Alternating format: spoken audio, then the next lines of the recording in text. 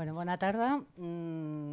Avui estem aquí perquè en el darrer any han aparegut unes postures que enfronten els feminismes amb les teories queers, presentant aquests corrents com unes corrents de pensament que són contràries i excloents i parlar també d'ambes filosofies com si fossin un corpus teòric unificat cadascuna d'elles. Amb aquesta taula el que pretenem precisament és intentar contrarrestar una mica aquest discurs i sobretot facilitar una reflexió tranquil·la sobre les confluències, les sinergies i l'enriquiment que es pot donar entre ambdues corrents de pensament. Per això tenim amb nosaltres a 3 persones que la veritat és que porten temps reflexionant sobre aquest tema i que segur que portaran coses perquè puguem donar-li voltes. De totes maneres, abans de presentar-les, jo voldria situar una mica aquest debat que, malgrat que sembli un debat nou, sobretot per la virulència que ha agafat en l'últim any, la veritat és que és un debat que està present en el moviment feminista gairebé des que vam començar. Las mujeres, de hecho, se constituyen como sujeto político al impulsar el movimiento feminista. Un movimiento, además, en aquellas épocas exclusivista, es decir, un movimiento solo de mujeres. De ahí yo creo que se dedujo una idea que parecía, en principio, bastante sencilla, y es que el sujeto político del movimiento feminista pues eran, obviamente, las mujeres, ¿no? Era casi como una cuestión cuasi natural, y pongo natural con comillas.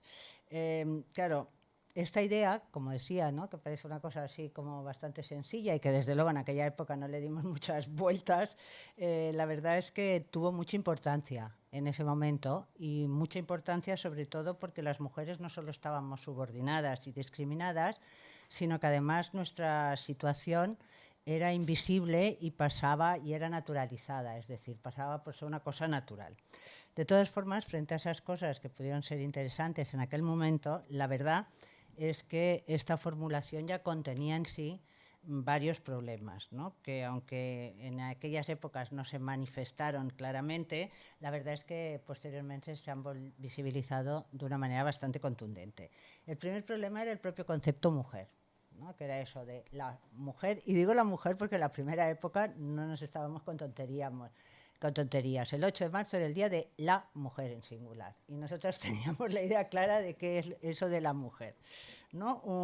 Bueno, entendíamos, ¿no?, que el sexo era lo biológico sobre lo que se construía el género, que era la interpretación precisamente cultural de estas diferencias.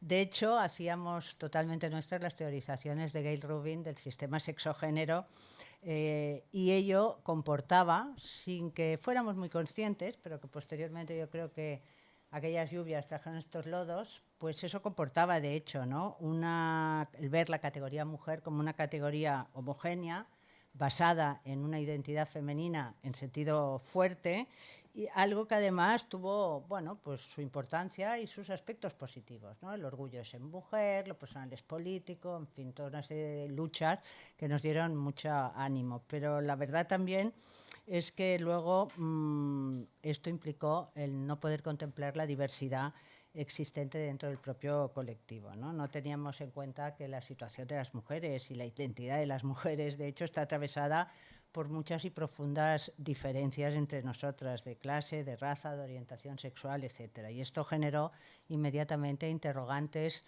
y divisiones ya en aquellos años, ¿no? Por ejemplo, la diversidad se abrió paso con los colectivos de lesbianas en los años 80, principios de los 80, ¿no?, donde incluso algunos sectores del feminismo nos negaban la legitimidad de organizarnos en función de una cosa tan banal como era la sexualidad o la orientación sexual.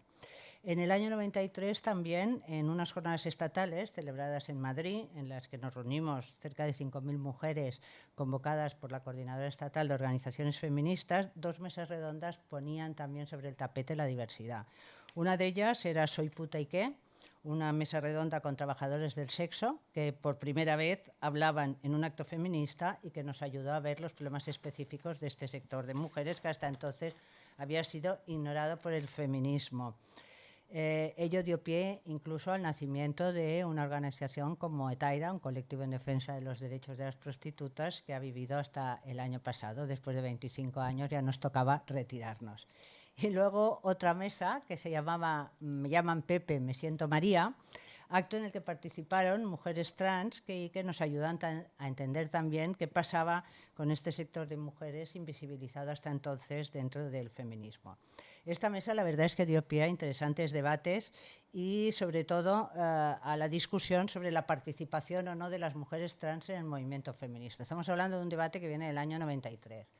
En aquellas jornadas, y apoyadas por 5.000 mujeres que formábamos parte de lo más florido del activismo feminista, bueno, pues la conclusión fue que, cómo no, iban a participar las mujeres trans en el movimiento. Estaban en esas jornadas, luego los debates fueron sectoriales sobre sus incorporaciones en el 8 de marzo o en los diferentes actos feministas. En algunos fue más fácil su incorporación, en otros menos, pero ahí estábamos tan tranquilas. Después de esto, el feminismo yo creo que tiene un cierto letargo y también se expande, y se expande por lo tanto en grupos diversos que atienden ya problemáticas de mujeres específicas y que vuelven a dejar patente esa gran diversidad que existe entre ese colectivo de mujeres. Una gran diversidad que cristaliza en las jornadas de Granada del 2009, donde también 4.000 personas, esta vez, porque estaban los núcleos más activos del activismo feminista, y estaba también bastantes personas trans, hombres y mujeres, a diferencia de lo que pasó en el 93, y también algunas trabajadoras del sexo.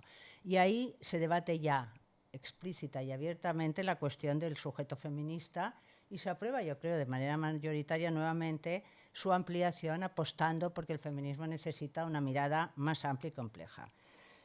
Bueno, ¿qué es lo que ha podido pasar en estos últimos años para que ahora, de repente, el año pasado, aparezca con esa virulencia el debate sobre la participación o no de los trans y el enfrentamiento entre feminismo, porque esa es una de las características del debate, que se pone en singular tanto feminismo como teoría queer como dos cuestiones completamente enfrentadas? Yo creo que con las tres ponentes que tenemos en esta mesa, pues nos van a dar, ¿no?, pautas para que podamos a lo mejor entender un poco más qué es lo que está pasando. La realidad es que para mí el sujeto del feminismo se ha ido ampliando poco a poco y se ha ido ampliando fruto de la propia extensión del feminismo, por un lado, que ha llegado a rincones, ¿no?, y a todos los lados, pero también fruto de, yo creo, una cierta debilitación en un sentido del sistema de géneros que ha permitido que fueran aflorando otras identidades que no se identificaban con el ser hombre o el ser mujer y que forman parte ya del feminismo. Es decir, cuando se habla de esta polémica, yo creo que a veces algunos sectores feministas están olvidando que las personas trans, las trabajadoras del sexo, etcétera, forman parte ya del movimiento feminista desde hace bastantes años y se han ganado, por decirlo de alguna manera, ese lugar de una forma evidente. Es más, no solo eso, sino que yo creo que todo esto enriquece al feminismo. En ese sentido, creo que aunque tengamos que seguir denunciando algo que es lo que tradicionalmente ha hecho el feminismo, la jerarquía entre mujeres y hombres, pues es momento no de abandonar esto, pero sí de ir más allá y de poner sobre el tapete pues no solamente esa jerarquía, sino el propio sistema de géneros binarios, que creo que es la estructura que genera malestares y no genera malestares solamente a las mujeres. Yo, en ese sentido, pues avanzo ya que mi idea es que, evidentemente, el sujeto de feminismo tiene que ampliarse y tiene que dar lugar a todas aquellas personas que hoy están discriminadas y tienen malestares producidos precisamente por ese sistema de géneros, que es una reivindicación feminista, además. Es decir, cuando empezamos, la idea del feminismo no era reivindicar el género femenino, ¿no? Hablábamos del orgullo de sentirnos mujeres porque estábamos muy invisibilizadas, pero desde luego la perspectiva final era acabar con ese sistema de géneros que luego parece que se ha olvidado. Entonces, para hablar de esto, paso ya y cedo la palabra a las tres personas que nos acompañan. Las voy a ir presentando cada vez antes de que hablen, porque si no, si las presento todas seguidas, pues luego ya nos olvidamos de quién es cada cual. Entonces, va a empezar Javier Sáez del Álamo, gran amigo y compañero de lucha, sociólogo, traductor y activista gay, especialista en teoría queer y en psicoanálisis. Él ha participado en los últimos 30 años en diversas asociaciones LGTB y queer, entre ellas la Radical Gay, el Grupo de Trabajo Queer o el Colectivo Gay de Barcelona. Ha publicado varios libros sobre teoría queer, artículos también sobre teoría de las ciencias y sobre psicoanálisis. Asimismo, ha traducido al castellano y gracias a él nos han llegado figuras claves del movimiento feminista o queer como Sarah Hammett, Judith Butler, Mónica Witting o Jack Abelstam. Participa frecuentemente como ponente en cursos y seminarios de activismo queer y su último libro publicado es El libro del buen amor, sexualidades raras y políticas extrañas, editado junto con Fefa Vila este año 2020. En noviembre también de 2020 se publicará su nueva tradición, Criaturas salvajes, el desorden del deseo, de Jack Abelstam en la editorial Egales. Y con esto, pues doy la palabra a Javier. Molt bé, pues, moltes gràcies, Cristina. Bueno, bona tarda a tothom. Abans de començar, vull agrair al Centre LGTBI de Barcelona per la seva invitació a participar avui amb gent que conec i bueno, que estic molt content de compartir la taula.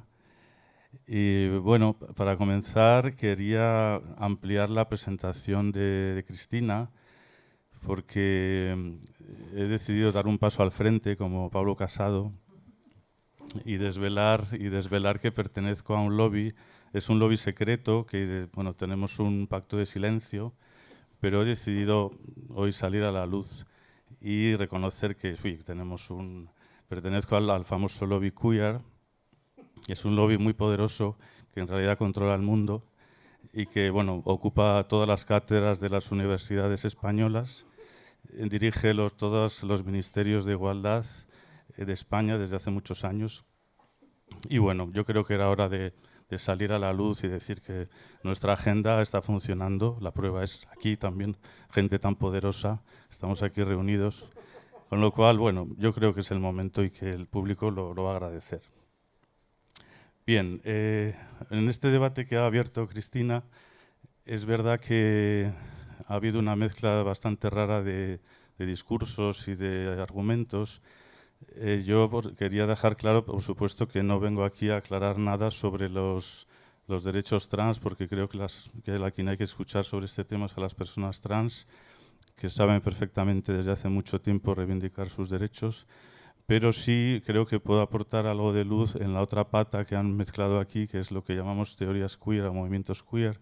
Y en ese sentido sí me gustaría hacer un pequeño recorrido de algunos puntos que se han ido diciendo de forma reiterada en este debate, que como decía Cristina, pues ha sido un poco virulento, desgraciadamente. Y es más que yo creo que distrae los verdaderos problemas que tienen en este momento tanto las mujeres como las personas trans, que son mucho más graves que esta especie de nueva polémica, un poco que no es nada nueva, como veremos, es bastante antigua. Bueno, una vez he dicho esto, y volviendo al lobby feroz, quería empezar por uno de los puntos que creo más susto en este debate, que fue un argumentario que sacó el PSOE, cayó por abril o marzo, y voy a citar una parte de este panfleto, que dice: el activismo queer desdibuja a las mujeres como sujeto político y jurídico, poniendo en riesgo los derechos, las políticas públicas de igualdad entre mujeres y hombres y los logros del movimiento feminista. Ahí es nada. Es decir, que aquí aparece de pronto este argumentario firmado por varios altos cargos del PSOE, donde parece que, pues eso, que las activistas queer somos una especie de lobby peligroso, que confundimos a las criaturas, traemos el caos a la sociedad. que eso nos encantaría. La verdad es que siempre ha sido parte de nuestra política, pero no lo hemos logrado. Y lo que es más triste, plantea al movimiento trans como una especie de caballo de Troya que estaría infiltrándose en el movimiento feminista para destruirlo. Bueno, un poco lo más grave de estas acusaciones es que además se hacían sin citar a ninguna autora queer, ni ninguna activista, ni ninguna referencia, cuando hay un montón de gente escribiendo desde hace muchos años en estos temas. O sea, que era un poco triste, a pesar de que hubo reacciones muy buenas, y de hecho Rosa es una de ellas, y ha habido mucha gente que ha escrito explicando que no tenía ningún sentido este debate tal y como se planteaba, seguían sin citar o apuntar a ninguna de estas presuntas autoras.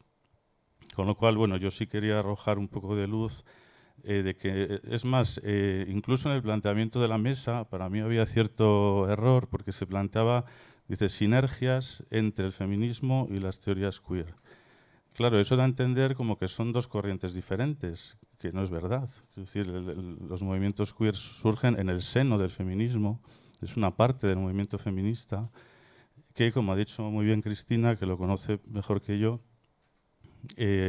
tenía una serie de tensiones y debates de los años 70, 80 que necesitaban un espacio de renovación y una crítica interna, donde se incorporan esas voces de mujeres trans, mujeres prostitutas, mujeres racializadas, chicanas, negras, que van a ser las que empujan esa revisión de decir, bueno, el sujeto del feminismo es más complejo, necesita otras voces, y todas esas personas que han llevado adelante esto, hablamos desde Judith Butler, Teresa de Lauretis, gente absolutamente feminista, o incluso sus antecedentes, ¿no? Pues Cherry Moraga, Gloria Zaldúa, Adrienne Rich, Monique Wittig, es decir, todo lo que impulsa los movimientos queer son grandes feministas, muchas de ellas racializadas, lo que es importante, que simplemente se plantean, bueno, que el sujeto del feminismo es más complejo y debe ampliarse. Esto, bueno, tiene también que ver, pero no necesariamente con esta mezcla que hacían con el movimiento trans. Es decir, este debate que se ha montado y el propio panfleto mezclaba de una manera para mí muy confusa los derechos de las personas trans con las teorías queer, cuando, en mi opinión, aunque ha habido autoras queer que han reflexionado sobre la transexualidad de forma muy brillante, como Judith Butler, o ha habido personas trans que son cercanas a la teoría queer, como Judith Jack Halberstam o en España Lucas Platero, en fin. Pero bueno, digamos que para mí no hay una relación directa entre las teorías queer y los derechos trans. Es más, yo creo que hay muchas personas trans que no les interesa nada los movimientos queer y me parece muy bien. Y es decir, que no había para mí una relación directa entre esas dos líneas de trabajo, como queréis llamarlo. Ahora, lo que nos parecía ofensivo es utilizar las teorías queer contra los derechos trans. Eso sí que me parece que no es legítimo. Otra de las líneas que se han escuchado es lo que yo llamo el queer liberal. Es decir, ahí también se han escuchado una serie de discursos en las cuales venía a decir que la teoría queer es una ideología liberal, capitalista, individualista, donde es una cuestión que tiene que ver con el deseo. Se decía que es un movimiento donde la identidad de género se elige, es como una especie de capricho. Lo plantean como que lo curioso es que solo ponían en boca de las teóricas queer, cosa que nunca han dicho. Como si el género y la identidad sexual fuera una especie de libre mercado a nuestra disposición. Esto que suelen decir, me levanto hombre, si me da por ahí por la tarde me vuelvo mujer, como si fuera un armario prêt-à-porter, ¿no? Donde coges tu identidad y te la pones y te la quitas. En realidad, yo creo que nadie mejor que el movimiento feminista y la teoría queer, que es parte de él, ha demostrado las violencias y la presión que hay contra esas identidades de género y de sexo. Es decir, que no es nada fácil, todo lo contrario. Hay un montón de dispositivos de heterosexualidad obligatoria, de masculinidad, de feminidad, que ya son previos a la entrada de las criaturas incluso en el lenguaje, que van a determinar y van a penalizar duramente a la marica plumera, a la niña boyera, machirulo o a las personas no binarias. Es decir, que hay una política del género continua, que eso es lo que ha denunciado los movimientos queer, impiden y determinan enormemente las posibilidades de unas vidas más libres y más dignas y más vivibles, como diría Butler. En todo caso, los movimientos queer siempre han sido enormemente solidarios. Son movimientos comunitarios, políticos. Lo que hicieron fue politizar la sexualidad, cosa que ya había hecho el feminismo, introduciendo el racismo, la lucha de clases, la pobreza, la migración, la diversidad de sexualidades. Es decir, que la teoría queer no explica por qué una persona es cis o es trans, simplemente explica los dispositivos culturales, de género, discursivos, políticos, científicos, que impiden o limitan o regulan esas posibilidades. Es una teoría política, no es una teoría esencialista, ni biologicista, ni intenta averiguar una verdad de los sexos. Bueno, otro de las palabras que han surgido estos días es la del queerismo. No sé si lo habéis oído, pero está en varios artículos. Se ha acuñado el queerismo como un movimiento que va a corromper a la juventud.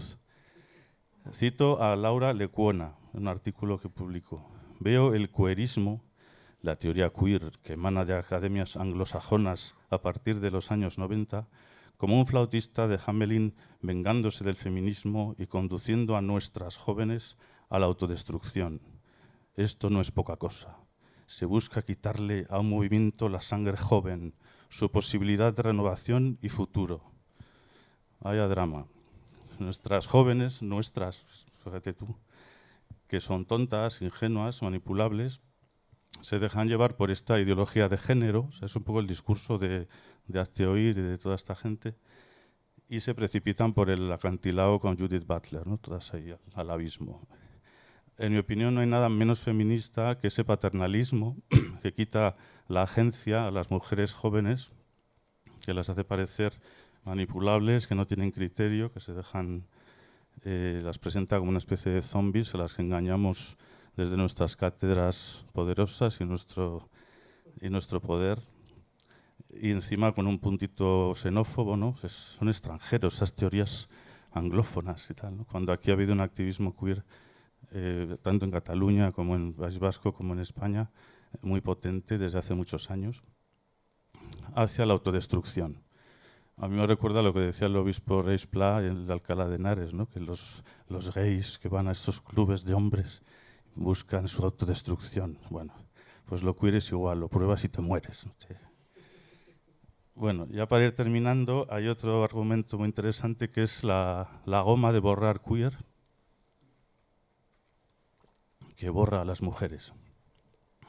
Esto lo habréis oído también.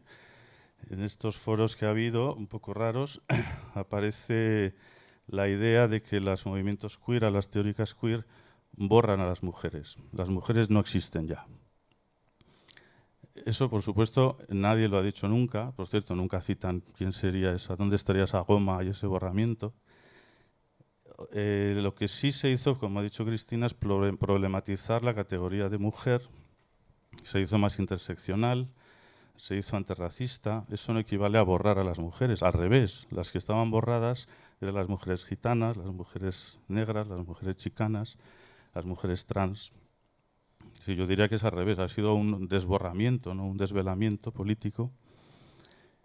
Y aquí, bueno, sí que hay un debate que ya se empezó en los 90, que a mí me parece fantástico, que fue lo que hizo Butler al invertir esos argumentos en torno al género.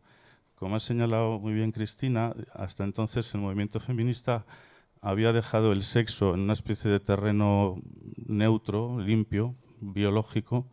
El sexo, bueno, había dos, estaban allí en su negociado, sin problematizar, y el género era el que incorporaba una serie de roles, de opresión, de papeles a las mujeres, etc. Claro, lo que hace Butler es explicar que el propio dispositivo de género también influye en cómo concebimos el sexo, que es un giro muy interesante. Es decir, no es que no exista el sexo o no existan los datos biológicos o no existan los cuerpos, sino que la forma como interpretamos esos datos biológicos o esa corporalidad depende de estos marcos culturales. Ejemplos muy sencillos y muy divertidos. Hasta el siglo XVIII, en las propias teorías sexológicas, solo había un sexo. Lo explicaba Tomás Lacan en sus libros sobre la fabricación del sexo. A partir del XIX al XVIII hay dos. Ahora hay muchos más. O en el siglo XIX la mano era un órgano sexual. Es decir, esos dispositivos culturales hacen que recortemos nuestros cuerpos de diferentes maneras. No es que no haya cuerpos, no es que no haya manos, no es que no haya vaginas, simplemente que la interpretación está determinada por esos criterios culturales y cambian con el tiempo. Tiene que ver con la genealogía de Foucault también, es decir, las interpretaciones que hacemos de nuestros cuerpos y nuestras vidas cambian históricamente. Esto es fantástico, yo creo, como reflexión, pero eso no borra a las mujeres, no borra la violencia, el machismo, el sexismo en absoluto. A mí me recuerda al concepto de raza. Si os fijáis, se costó mucho en desacreditar el concepto de raza, que era un concepto biológico. Eso es muy interesante, era un concepto científico. Hoy en día, desde ya los años 40, aparte de la barbarie nazi, pero también por los avances de la biología, se demostró claramente que no había razas humanas, que el concepto de raza estaba muy desacreditado. No obstante, el racismo sigue existiendo. Es decir, cuestionar la noción de raza no borra a las personas racializadas, no borra el racismo, no te impide entender el racismo. Es más, te permite entender que la noción de raza surgió por el racismo. O sea, es el racismo el que generó la noción de raza. Y esencializar la raza no nos sirve de nada. Es decir, yo creo que nos pierde en un laberinto que impide ver cómo se generó ese concepto. Pues yo intento aplicar eso a la idea del sexo. O sea, la idea del sexo es un producto del dispositivo de género. Y podríamos esencializarlo, es decir, cuestionar la noción de sexo no nos impide, sino al revés, mostrar el racismo, mostrar la existencia del sexismo, mostrar la violencia del patriarcado. O sea, no hay, para mí es un poco al revés, es decir, tenemos que entender que es el sistema patriarcal el que genera esos sexos esencializados. Y no hay ninguna necesidad de aferrarse a ellos. Entonces yo creo que esa reflexión políticamente es muy poderosa, pero curiosamente aquí había un pánico en este panfleto del PSOE a cuestionar ese binarismo. No, el panfleto en otro momento dice se nace mujer y ya está, así como le vuelve como pre-Beauvoir, ¿no? Una cosa extrañísima, como la mujer nace mujer y vamos a dejarnos de estas cosas raras. Es decir, vuelven a un esencialismo rarísimo de los años 30 o 20 para afianzar dos nociones binarias de sexo, ¿no? Como si nuestra lucha dependiera de una esencia del sexo, cuando yo creo que es al revés. Hay que demostrar que son dispositivos que producen esos conceptos.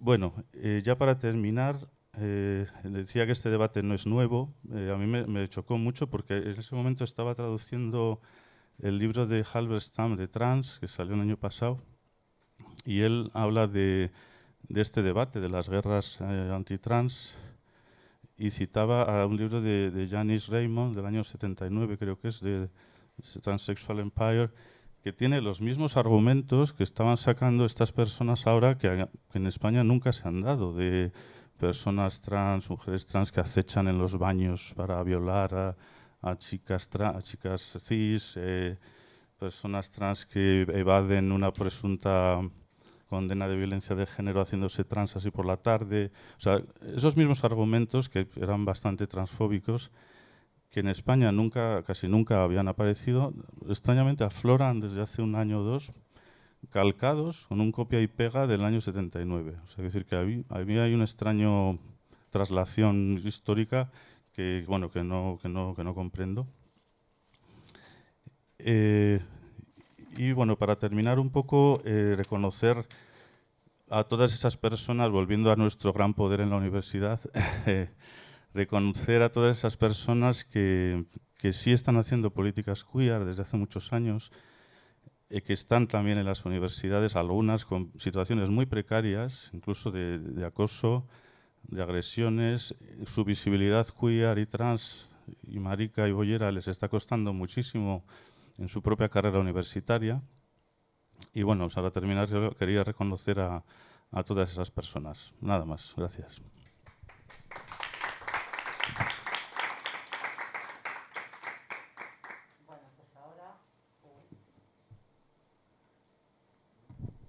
Ahora pasamos la palabra a Rosa María García.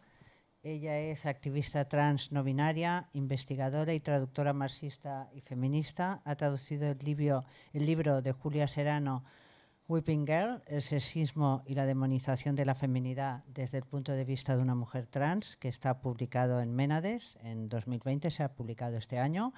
Es miembro de la asociación Rebelión Feminista, escribe en su página web y con sus compañeras de asociación ha publicado un capítulo en Feminismos, miradas desde la diversidad, que ha sido editado por Pícara Magazine y publicado por Oberon en 2019. Es compañera y portavoz de la Asamblea del Orgullo Crítico de Murcia y ha colaborado en Pícara Magazine, en el diario.es, en el Salto Diario y en la revista Contextos. Rosa María, adelante. Bueno, pues para empezar, moltíssimes gràcies al centre per invitar-me. La veritat és que el meu català està molt oxidat, o sigui que a partir d'ara parlaré en castellà y ya está, porque si no me voy a poner de los nervios y voy a empezar a tener erratas todo el rato. Cuando me invitasteis, cuando me invitaron para hablar sobre teorías queer y sujeto del feminismo, a mí me quedó un poco la mosca detrás de la oreja, porque a mí realmente, como escribí un artículo sobre Judith Butler, porque veía pues eso, mucha desinformación, mucha mala intención todo el rato en torno a cuestiones queer y pensamiento queer, entonces digo, bueno, pues ya que he leído a Butler, pues oye, voy a escribir un artículo sobre lo que dice esta señora, que a lo mejor puede decir algo sobre toda esta mala intencionalidad que hay detrás. Y los problemas que en realidad Butler, pues como bien ha dicho Javier, replantea de una manera súper importante. Le da la vuelta a muchísimas cosas. Entonces, bueno, a mí me han, después de escribir ese artículo y alguna cosilla más, pues de repente parece que hubo un pequeño círculo que todo el mundo me conocía como esa persona que habla de cosas queer. Y a mí me cansaba muchísimo, sinceramente, porque al final no es un término, no es un concepto que resuene conmigo, pero por una cuestión casi generacional ya. Porque lo queer apareció casi en los 80, 90 y realmente hoy en día pues eso, no tiene gran trascendencia, lo cual en parte es una lástima. Pero bueno, yo me quería quitar un poco ese mal sabor de boca, de decir, bueno, pues voy a venir y voy a molestar un poco y voy a hacer un poco de propaganda marxista ya que estoy aquí. Si me dais la ocasión, yo la aprovecho. Pero bueno, en cualquier caso, dio la coincidencia de que yo había escrito alguna cosilla sobre el tema del sexogénero, sobre la construcción compleja de los sexogéneros, que al final es una cuestión casi... son dos conceptos que son indisociables y al mismo tiempo no dejan de ser diferentes, porque siempre están relacionados. Y eso es parte de esa complejidad que está detrás de esa construcción. Y por eso al final nunca es una construcción definitiva, ¿no? Eso es también un aprendizaje que pues, me dieron también Balder y Teresa de Lauretis, y que eso tiene que ser reivindicado como una cuestión precisamente queer en ese sentido. Pero luego llegó el tema de la teoría queer, las teorías queer y el sujeto del feminismo, y a mí eso me llamó mucho la atención, porque evidentemente yo, y especialmente como persona trans, llevo viendo esto en redes hasta que ya últimamente ha empezado a explotar un poco, ¿no?, esa burbuja, porque en realidad la pregunta por el sujeto del feminismo yo no la he escuchado nunca como una pregunta sincera. Para mí siempre ha sido una pregunta trampa, una pregunta malintencionada, que en realidad lo que quiere decir es, oye, tú no eres una mujer y punto. Y ya está, y no hay nada más. Y a mí me da mucha rabia realmente, porque es un tema interesante y es un tema que hay que tratar, yo creo que de forma rigurosa. Pero cuando se hace una pregunta trampa, tú no puedes hacer eso, nunca hay una salida a eso. Entonces, el hecho, por ejemplo, de relacionar directamente el sujeto del feminismo, que en sí mismo es un concepto que no está muy claro qué significa, pero de repente es el ser mujer. Y ahí está la pregunta trampa, precisamente. Ese es el punto donde entra la pregunta trampa. Perdón, me he quedado en blanco un segundo. Cuando se plantea esa relación entre ser mujer y ser el sujeto del feminismo, ya se está asumiendo de cierta forma la clase de entidad que es ese sujeto político. ¿Cómo estamos pensando, de qué forma estamos conceptualizando eso que se llama sujeto político del feminismo? Y en ese sentido también estamos planteando cómo funciona y, por supuesto, porque va de suyo, qué realidades excluye. Entonces,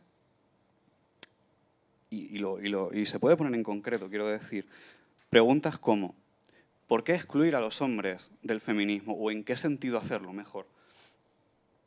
Esta cuestión de, en realidad, la cuestión feminista tiene que ver con transformar espacios, con que los espacios sean feministas o sean entendidos como feministas teniendo en cuenta que estamos en una sociedad misógina, que estamos en una sociedad androcéntrica, en un sistema de sexo-género, al fin y al cabo. Preguntas como, ¿son las mujeres propietarias, las mujeres burguesas, parte del movimiento feminista? ¿Hay que aceptar esas demandas? Y en ese sentido, ¿hay que aceptar realmente demandas del feminismo liberal, demandas burguesas de, vale, ahora esta señora, por ejemplo, Margaret Thatcher, por ejemplo, Esperanza Aguirre, por ejemplo, Ayuso, pues también son parte de la lucha feminista, claro. Toda esta clase de cosas, ¿no? ¿Qué clase de violencias sobre las mujeres se aceptan como violencias y cuáles son silenciadas en ese proceso de aceptar, que siempre tiene que ver con ocultar otras violencias? Violencia intragénero, violencia etnoobstétrica, de la que habla Silvia Agüero. La violencia médica sobre las vidas trans intersexuales. La violencia racista y transmisógina que sufren mujeres trans negras. La violencia médica y sexual contra todas las mujeres psiquiatrizadas, discapacitadas, sobre personas asexuales. Todos estos temas están en realidad de fondo cuando se hace la pregunta por el sujeto del feminismo. El problema es que esa pregunta nunca se ha hecho de verdad. El problema es que esa pregunta es una trampa. Entonces, yo propongo, vamos a tomarnos en serio, voy a aprovechar un poco esto, vamos a tomarnos en serio la pregunta sobre el sujeto del feminismo. Entonces tenemos que empezar por poner una regla básica. El feminismo es un movimiento social-político que solo tiene sentido como realidad histórica y como realidad social. Por lo tanto, un supuesto sujeto político del feminismo solo tiene sentido dentro de esta dinámica sociohistórica. Entonces, resulta simplemente que este sujeto no es a priorístico, no se le puede decir, no se le puede pedir una definición a priori sobre qué significa eso o sobre qué significa ser mujer. En las ponencias de esta mañana lo han comentado perfectamente, que ser mujer, igual que hoy en día no es lo mismo ser mujer aquí que en la India, tampoco es lo mismo ser mujer aquí hoy que hace 300 años. El tema precisamente de la construcción de los sexos y de la dualidad de la sexuación. Entendida en sentido estricto, esa tesis de Laqueur tiene mucha amiga, pero es muy técnica. Entonces, ¿A qué hace referencia exactamente este sujeto del feminismo? ¿Quién es ese señor que es el sujeto político del feminismo? ¿Qué viene a decir, no? ¿Cuál es, en realidad, la pregunta que está detrás y a la que responde el hecho de ser el sujeto político del feminismo o un sujeto político del feminismo? Porque ¿quién dice que tiene que ser un artículo determinado o uno indeterminado, ¿no? Nadie que yo sepa ha aclarado esto aún con buena intención. Porque se habla muy alegremente del sujeto del feminismo como si estuviera totalmente claro qué significa y en qué posición le coloca serlo, ¿no? Entonces, a mí me llama mucho la atención, leyendo a Teresa de Lauretis, que es brillantísima y que se habla mucho de Butler porque es la que hoy en día tiene más fama, pero sinceramente habría que recuperar, cuando se habla de cuestiones queer, habría que recuperar otra vez a Teresa de Lauretis. Y cuando ella habla de las tecnologías del género en un artículo brillante del 89, y que es uno de los que dio precisamente pie, de los que dio origen al pensamiento queer, tal y como se lo reconoció más adelante, ella plantea precisamente qué significa, qué son estas tecnologías del género, que ella, aludiendo a Foucault y tal, y a Althusser, ella se pregunta todo el rato por esto, ¿no? ¿Qué son las tecnologías del género? Y al final del artículo, del capítulo, tiene un punto brillante que a mí me llama mucho la atención. Ella dice, y no me voy a alargar mucho más, ella dice, por la frase «el sujeto del feminismo» entiende una concepción del sujeto femenino no solo distinto de la mujer con mayúsculas, la representación de una esencia inherente a todas las mujeres, sino también distinta de las mujeres, de las reales, seres históricos y sujetos sociales que son definidos por la tecnología del género y engendradas realmente por las relaciones sociales. El sujeto del feminismo en que pienso es uno no tan definido, uno cuya definición o concepción están progresando en este y otros textos críticos feministas y, por insistir, el sujeto del feminismo es un constructo teórico, una manera de conceptualizar, de comprender, de explicar ciertos procesos, no las mujeres. Entonces, yo quería simplemente recuperar esta reflexión para apuntar que a lo mejor, si algo tienen que aportar las teorías queer al debate del sujeto del feminismo, podríamos tirar por ahí. Es una tentativa que a mí me parece muy interesante precisamente por cómo ella plantea a lo largo de todo el capítulo, y no solo en el capítulo, ella tiene libros extraordinarios hablando sobre cuestiones muy relacionadas. Pero ella lo plantea desde esta perspectiva filosófica y sociológica al mismo tiempo, que a mí me parece que puede dar pistas muy, muy importantes.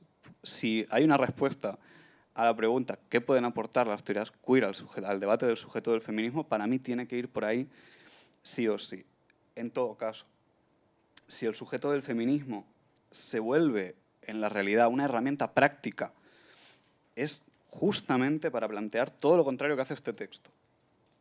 Apelar al sujeto político del feminismo en estos términos, en esos términos trampa, no puede ser otra cosa que una manera de performar la práctica feminista como una acción definida por la exclusión y, por tanto, endogámica y reflexiva, innecesariamente funcional a los intereses situados de las capas más favorecidas dentro del movimiento feminista y el pensamiento feminista especialmente. Entonces, esta clase de acción organizada en torno a este argumento del sujeto feminista resulta que termina por coartar las alianzas con otros movimientos de base y alimenta formas contrarrevolucionarias de feminismo, promoviendo el silenciamiento, el hostigamiento, la persecución de las mujeres más excluidas y, por tanto, necesariamente perpetuando las violencias del propio sistema social. Por resumirlo ya en una frase, el argumento de la trampa de la diversidad en realidad era una trampa de la hegemonía social.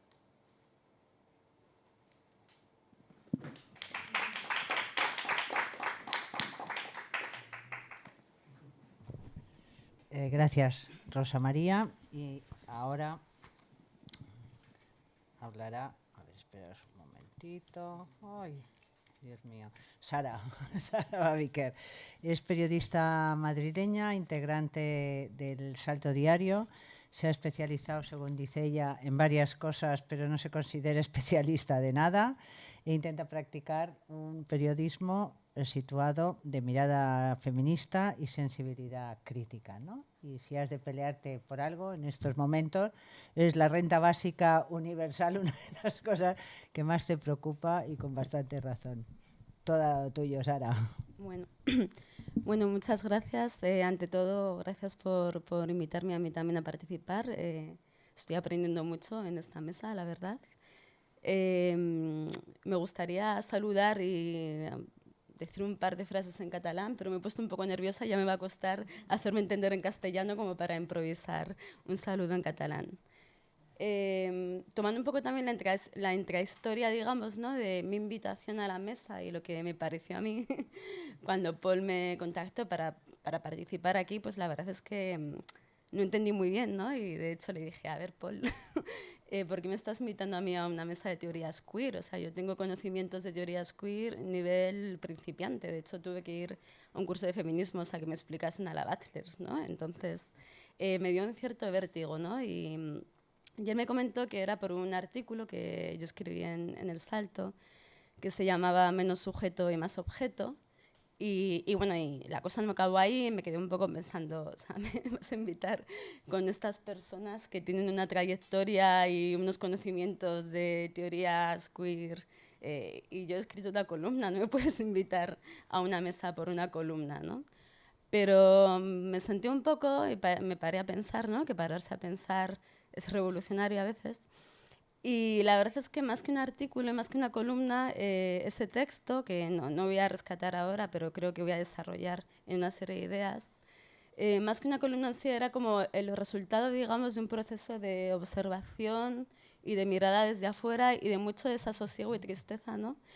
Al ver un debate que no acababa de entender, que quizás no tenía las herramientas teóricas o sí, analíticas para desentrañar, pero sentía que estaba haciendo daño pues a colectivos, al movimiento y también a personas concretas que no nos sentíamos parte de ninguno de los mundillos implicados. No digo mundillo en términos despectivos, ¿no? O sea, mundillo también puede ser el mundillo de la renta básica universal. Digo mundillo pues como un espacio donde la gente se conoce, habla de forma parecida, comparte razones, comparte sentidos y la comunicación fluye, ¿no? Y de alguna forma resultaba muy frustrante ver todos esos choques de comunicación y leer a gente querida, ¿no? y respetada, pues decir auténticas burradas, ¿no? en las redes y pensar de dónde viene esto, ¿no? De dónde viene toda esta hostilidad y a dónde estamos yendo. Así que bueno, dije, venga, y aquí estamos, ¿no? Aquí estamos, he llegado un poco por los pelos, pero aquí estamos. Y bueno, ¿qué contar? Me parece muy interesante, de hecho leí un artículo tuyo hace un par de días sobre este tema, ¿no? El sujeto político. A mí también me problematiza, es un temazo, ¿no? El tema del sujeto político. Por tirar un poco para casa, no sé yo, con la renta básica es un debate también que surge, estamos defendiendo algo, ¿qué sujeto político va a defender la renta básica, ¿no? ¿Quiénes? Las mujeres, las personas racializadas.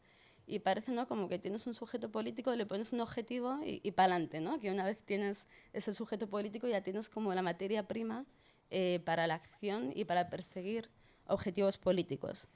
Pero claro, luego toca, pues como siempre, pararse a pensar, ¿no? ¿Y qué compone ese sujeto político? Yo qué sé, yo pienso más desde el antirracismo, ¿no? O sea, como persona racializada, no muy dentro, yo soy un poco de estar un poquito afuera de todo y un poquito adentro, no muy dentro del movimiento antirracista. Creo que no sé cómo decirlo, que hay como que preguntarse todo el tiempo, ¿no? Preguntarse, o sea, ¿son las personas racializadas el sujeto del antirracismo? Pues claramente sí, ¿no? Pero ¿son las personas racializadas todas iguales? Es lo mismo manteros senegales que un oligarca angolano. Es súper obvio, ¿no? Como cuestionamiento y no tiene nada de revolucionario pensarlo así. Pues con las mujeres lo mismo, bien lo has dicho tú, ¿no? Es lo mismo, yo qué sé, pues una señora aymara que limpia casas y apenas llega a finales de mes que la botín, pues obviamente no, ¿no? Es muy obvio, pero a veces lo olvidamos, ¿no? Entonces, cuando... o sea, yo creo que tanto en el antirracismo, ¿no?, como en el feminismo, para mí el sujeto político no se define tanto desde el ser, ¿no? Que a veces el ser es una categoría estática que no respira, ¿no? O sea, que también desde el hacer y de lo que te atraviesa, ¿no? Lo que te duele, lo que limita, lo que modula tu existencia, ¿no? Lo que te oprime. Y en ese lo que te oprime se amplía el sujeto político, ¿no? Porque, no sé, la opresión del patriarcado no oprime solo a las mujeres cis, obviamente. Oprime de maneras muy distintas a muchas formas, a muchos seres, digamos, a muchas formas de estar en el mundo, ¿no? Así como lo mismo pasa con el racismo. Y también, perdonad que ya, ahora yo tengo mi laguna que me tocaba. Creo que es interesante, ¿no? Y que era una cosa que surgía cuando se hablaba pues hace un par de años, porque es verdad que es un poco agotador, que aunque muchos debates son muy antiguos, vuelven como cada poco tiempo, como para, no sé, para hacernos una especie de zancadilla histórica y volver a pegarse en la misma torta, ¿no?, que ya nos hemos pegado en la década anterior.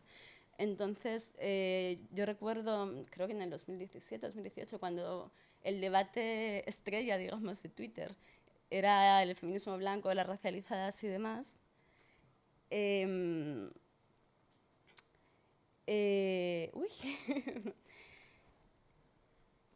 como es eso, como que, ay, gracias memoria por funcionar, que se hablaba mucho, ¿no?, de, bueno, nosotros creamos espacios no mixtos racializados, igual que vosotras feministas creáis espacios no mixtos y no queréis a los hombres porque no entendéis que puedan ser parte del sujeto político contra el machismo, que puedan luchar contra el machismo, ¿no? Y ahí había un debate en torno a los espacios mixtos, no mixtos y demás. Yo no creo que sean cuestiones que se opongan, ¿no? O sea, que hay una especie de binarismo mental que nos hace pensar que es una cosa o lo contrario. O los hombres pueden formar parte del feminismo y entonces no puede haber espacios no mixtos, o tenemos espacios no mixtos y entonces, no sé si se sigue el razonamiento, yo creo que es tan necesario tener espacios no mixtos, tan necesario que nos encontremos entre las personas con las que, bueno, que atravesamos, digamos, experiencias de opresión similares que nos hacen entendernos en espacios no mixtos donde no se reproduzcan esas formas de opresión y de dominación, pero no creo que los hombres van a ser excluidos de la lucha feminista, los hombres cis blancos, ni las mujeres, ni los blancos de la lucha antirracista. Creo que al final lo que moviliza, lo que busca transformación es encontrarse en el sufrimiento, en lo que se siente, ¿no?, frente a la opresión.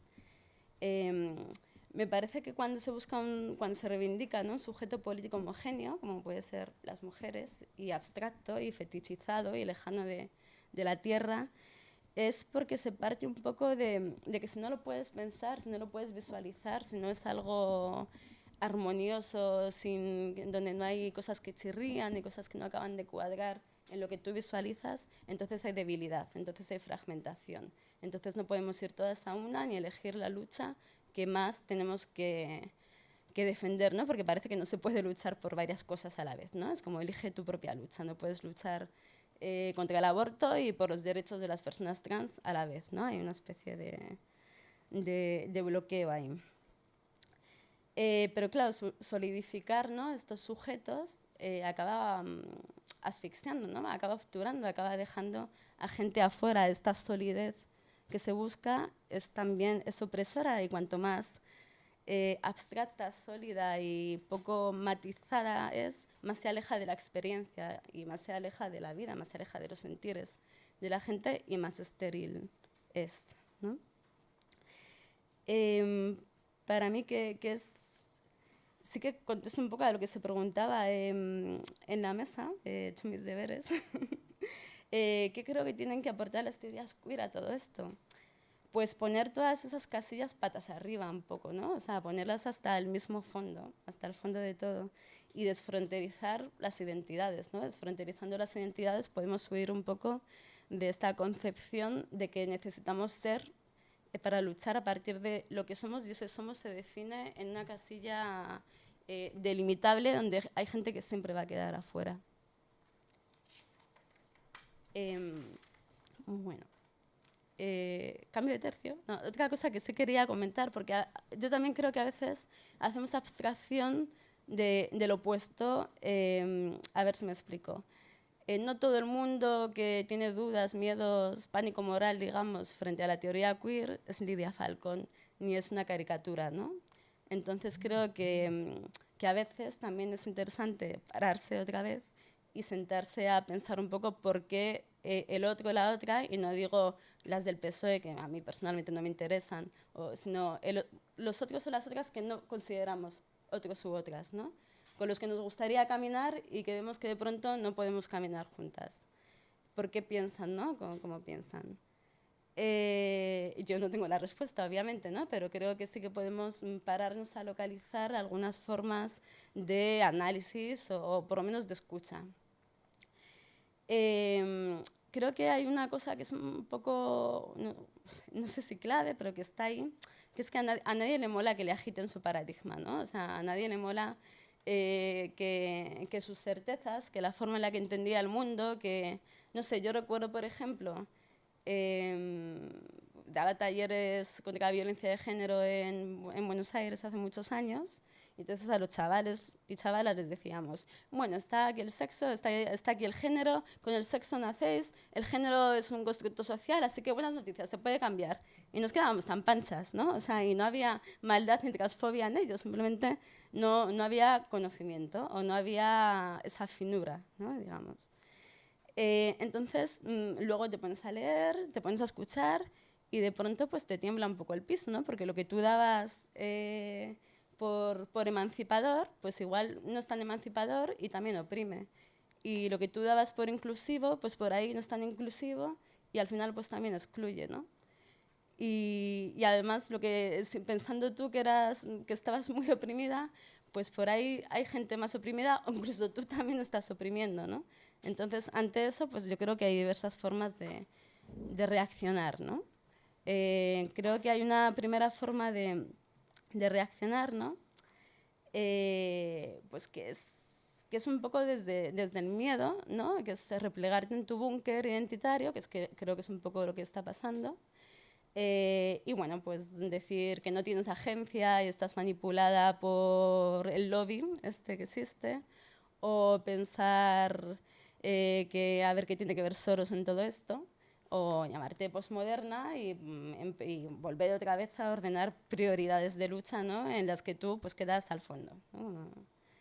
Luego iba a poner solo dos formas, pero creo que hay una tercera forma que a mí un poco también me solivianta, que es, a ver cómo lo apunta, porque es que es importante cómo lo diga para no meter la pata. Eso puedes decir, bueno, hay una identidad más oprimida que la mía y si sufren más, pues entonces tienes razón en todo, ¿no? Un poco desde ahí. Entonces me entrego al autofustigamiento y todo lo que me servía hasta ahora ya no sirve y lo mando al carajo y me convierto en la francotiradora más menos piadosa de mi búnker, o sea, del búnker de los que considero más puteados que yo, por decirlo de alguna forma. O también una tercera posibilidad es pararse, de nuevo, y porque la verdad es que no hay que posicionarse con todo a los 15 minutos de enterarse de algo, ¿no? O sea, como que todo tiene su historia, el mundo no está ansioso por conocer nuestra opinión y por qué nos posicionemos y nos pongamos de un lado o de otro. Y puedes escuchar, ¿no? Más que leer creo que también es importante, ¿no? Pero leer como una forma de escucha también, ¿no? De escucha de lo que hay debajo, de lo que se siente debajo de lo que se escribe, no sé si se entiende. Y también una lectura crítica que no niegue jamás, o sea, creo que nos tropezamos mucho porque hay quienes se atreven a negar la experiencia y los sentires de la otra. y que frente a esa otra, no frente a su cuenta de Twitter, mucha gente sería incapaz de afirmar determinadas cosas, ¿no? Entonces, esa escucha que tenga en cuenta las experiencias y los sentires y las opresiones de la otra, pero también los propios, interseccionar, ¿no? Un poco desde lo que duele en común, o sea, encontrarse en lo que hace daño en común, en lugar de entrar en una especie de duelo de política de, no sé, del capital político de la víctima, ¿no? O sea, a vosotros os pasa esto porque, o a vosotras porque habéis elegido desde el deseo ser así, pero a nosotras nos hacen la ablación del... O sea, no es una cuestión de competir a ver quién tiene más capital político de la víctima. Y bueno, no sé si he ido muy rápido, muy despacio, se me queda mucho tiempo o poco, pero llego a las conclusiones. Bueno, pues mi conclusión de todo esto, que son abiertas y tampoco son tan conclusiones, son más mis reflexiones, es que, bueno, que las palabras, ¿no? A veces son una herramienta, ¿no? Como sujeto político, una herramienta de análisis para pensar, para tener una estrategia, para avanzar hacia un objetivo político, pero a veces son una trampa también, ¿no? Bueno, tú has hablado también de ello. Y es una trampa cuando se establece desde el a priori, ¿no? Cuando es una especie de pues eso, cajoncito, casillita, departamentito que yo me diseño y luego voy metiendo a gente y sacando a gente según lo que considere que son los míos y que tienen más derecho, digamos, a estar aquí. Y también de repartir legitimidades. Y a mí me parece muy curioso lo de como esto de que parece que no se puede estar en más de una lucha a la vez, me resulta muy curioso lo de la legitimidad porque parece que fuese una especie de recurso finito como el petróleo, ¿no? O sea, como que no hay para todos. No hay para todas, vamos a ver quién tiene derecho y quién no, y en algún momento se agota y para ti ya no queda legitimidad, ¿no? Y en esta línea, ¿no? De las palabras que pueden ser una herramienta o una trampa, tampoco estoy yo muy contenta con el término alianzas, porque me parece que las alianzas ya presuponen como separaciones, ¿no? Es como, vamos a ver cómo se alía el antirracismo con el feminismo. Y bueno, yo puedo ser. Como que generan también como fronterillas que no existen en las personas y que tampoco existen muchas veces en los colectivos, ¿no? Entonces puede ser feminista, antirracista, marxista, se puede ser mogollón de cosas todas juntas, no hay, tampoco hay límite en esto, ¿no? No nos limitemos lo que es ilimitado. Y que luego, en cuanto se tocan con la tierra, con la realidad, con las prácticas, pues se diluyen un poquito sobre la nada, ¿no? O sea, yo que sé, en un desahucio, cuando la gente en un barrio pone el cuerpo frente a la policía, no dice, hola, soy Paco, soy un hombre cis, fontanero, y a mí lo que me define es la lucha de clases, ¿no? Y la otra contesta, pues yo soy Mario, una afrocolombiana queer, y, o sea, no pasa eso, ¿no? Y nadie dice, pues yo contigo no puedo parar un desahucio porque a ti te financia Soros. Pues yo contigo tampoco, porque estás invisibilizando mi opresión. O sea, eso no pasa, ¿no? Eso pasa en la abstracción, en el discurso que se diluye y que se va un poco... que no digo que no sean debates necesarios, o sea, como que yo lo que quiero ante todo es como evitar esa especie de polarización continua o binarismo continuo, o es una cosa o la otra. Claro que es súper necesario debatir, confrontar, teorizar, pero no sé, o sea, no sé cómo decirlo. Como teorizar con los pies en la tierra, como entiendo que vosotros hacéis, ¿no? Y que vosotras. Y trasladar esa sensibilidad también a la tierra, o sea, también trasladar ese análisis más fino, ¿no? Estar en una asamblea y ser consciente de que alguien racializado, pues quizá, o sea, que hay una estructura de dominación ahí que actúa en la práctica también, pero como transitar de un espacio a otro. Bueno, y luego respecto a las identidades, ¿no? O sea, yo creo que las identidades sí son importantes, ¿no? También porque dan sentido, dan aplomo, dan un sentido de vida, dan pertenencia, ¿no? Pero tiene una falla, bueno, no sé si es una falla, ¿no? Pero tiene como un peligrito ahí, ¿no? Como una cosita que puede saltar que es bastante preocupante, que son muy funcionales muchas veces a la alterización brutal de los otros y a la alterización nos lleva muchas veces a deshumanizar Y deshumanizar tiene muchos grados, o sea, tiene grados terribles, como que te da igual que se ahogue gente en el Mediterráneo, porque para qué se suben a la barca, eso es una consecuencia terrible de la deshumanización, pero también pensar al otro como enemigo, ¿no? Cancelarle por un error, convertir en una especie de caricatura que un día se levanta por la mañana y decide que es una mujer, o que se ha leído el último parte de, no sé cómo decir, o que le está pagando soros para decir determinadas cosas, negarle la agencia. Eso es una forma de deshumanización que conlleva o que abre, digamos, pues el campo a un montón de prácticas de cancelación, de imposibilidad de diálogo, de imposibilidad de encuentro, ¿no? Pues que es estéril, y creo que eso tiene que ver con una cierta forma de entender la identidad. Otra conclusión, comentario u ocurrencia es que al final ningún paradigma, nada, tiene futuro, tiene vida fuera de la experiencia. Si el feminismo o los feminismos ya no le valen a alguien, entonces hay que repensar y que ampliar los feminismos. Pero por otro lado, no podemos quemar una tradición cada 20 minutos porque nos queda un poco pequeña o porque nos queda pequeña, ¿no? O sea, no, como que le demos un repasito a las cosas antes de desecharlas, ¿no? Porque a veces también hay como una especie de la clase obrera, ya, o sea, como no podemos estar quemando tradiciones, paradigmas, miradas cada 5 minutos. Y bueno, y lo último, y que esto tiene que ver un poco con lo que yo intento hacer y también con una necesidad vital, ¿no? Porque al final pues pasa como con el feminismo, o sea, está muy bien luchar contra el patriarcado, pero ¿qué haces con tu mejor amigo que dice una machistada tremenda? O sea, ¿qué haces con el mundo en el que vives, ¿no? Que es un mundo machista. ¿Qué haces con el mundo en el que vives, que es un mundo racista? ¿Qué haces con esa tía tan maja que de pronto te cuenta un chiste machista? Pues no podemos dejar de seguirles, ¿no? Hacerles un unfollow como en Twitter. Es la gente con la que compartimos el mundo.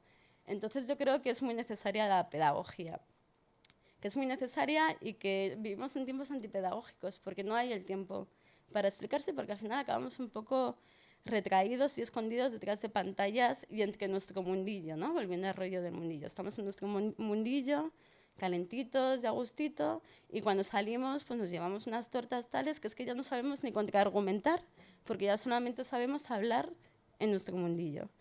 Entonces, o sea, creo que si partimos de la premisa de que nuestro interlocutor es una mala persona o que, no sé si se me entiende, o sea, que no hay lugares, no hay posibles espacios de entendimiento, es imposible hacer pedagogía. Es imposible hacer pedagogía si negamos la experiencia de los otros. Me voy a un tema totalmente distinto, ¿vale? Yo vivo en un bloque donde ha habido ocupaciones y había gente que sufría mucho de esa ocupación. Entonces, no le puedo decir, es un facha contra el derecho a la vivienda, porque, pues sí, no puedes dormir porque hace mucho ruido. O sea, negar la experiencia de la gente no es una forma de llegar a ningún sitio. Tampoco creo que se pueda hacer pedagogía, ¿no? Si pensamos que porque alguien sea blanco, por ejemplo, encarna de por sí toda la culpa de la colonización, y lo que tenemos que demostrar y lo que tenemos que conseguir no es ampliar, digamos, su mirada crítica en cuanto de dónde viene su lugar y por qué, y el de otros, ¿no? Sino que se sienta muy culpable por ser blanco. O ser un tío cis no te haces una especie de máquina de patriarcalizar salones. O sea, como que creo bueno, que mola mucho tener razón, que a todos nos gusta tener razón y decirlo de una forma muy brillante y recibir los aplausos de nuestro mundillo, pero que molaría más, ¿no? Y que mola más transformar el mundo y poder vivir en ese mundo de una forma más feliz y con menos sufrimiento.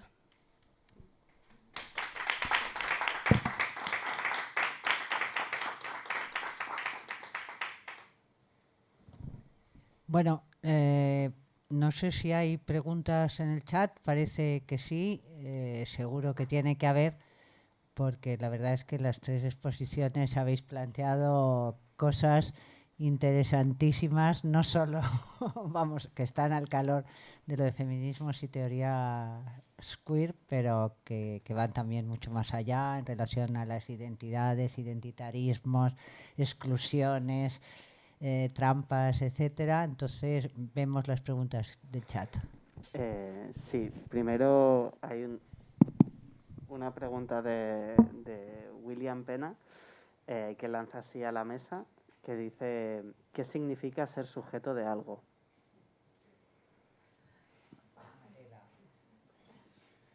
Esta es una pregunta muy malintencionada porque es de mi pareja. Y eso es tener muy mala leche, Will. Y no voy a contestar esta pregunta. No sé si alguien más quiere aventurarse. Bueno, a mí sí me sirve, yo creo que es una pregunta interesante porque no, es verdad que no hemos definido en ningún momento en qué términos estamos hablando de sujeto, que por un lado tiene una raíz muy curiosa, ¿no?, que es como de sujeción, o sea, de estar sujeto a algo, pero por otro lado, en la tradición más de la lingüística tiene una función más activa, ¿no? Parece que es el que hace la acción, el sujeto respecto al verbo, al predicado. Pero a mí me servía esta reflexión quizá para darle la vuelta. En realidad, que a veces yo creo que de lo que estamos hablando, sin decirlo, es el objeto. Es decir, cuando decimos, podríamos decir, ¿quién es el objeto del feminismo? ¿Quién es el objeto del racismo? O sea, quiero decir, ¿quién es el que lo está viviendo, el que lo está sufriendo? Y precisamente al hilo de esa idea, estaba pensando ahora cuando hablabais vosotras, que me ha interesado mucho lo que habéis dicho, que quizá el error a veces es enfocar la mirada o el debate en las que sufren esas violencias en vez de en el proceso el que crea la violencia, el que ejerce la violencia. Es decir, que lo importante en un acto de racismo no es que una persona sea racializada, eso no motiva el racismo. Es una expresión, lo voy a explicar más rápido, cuando decimos la agredieron por el hecho de ser mujer. Yo siempre digo, bueno, a ver, no, el hecho de ser mujer no genera en sí mismo la agresión. La agredieron porque el tío era un machista y un bestia. O sea, no por el hecho de... O el hecho de... La agredieron por el hecho de ser gay. Y bueno, a ver, que yo sea gay no motiva, no activa. Es más, parece que estamos dando la causa, parece que sería mi esencia gay. O sea, que es una expresión bastante peligrosa. En realidad, el foco deberíamos ponerlo en el machismo, en el antigitanismo, en la homofobia. Ese es el agente y nosotros somos el objeto, los que sufrimos eso, pero no tiene mucho interés el que yo sea gay, la identidad gay. A mí me interesa la homofobia. A mí no me interesa la esencia gitana, me interesa el antigitanismo. A mí no me interesa saber qué es ser mujer, una esencia de mujer, una verdad de mujer, como diría Foucault, que hay que extraer. Me interesa el patriarcado, el machismo, el sistema heterocentrado.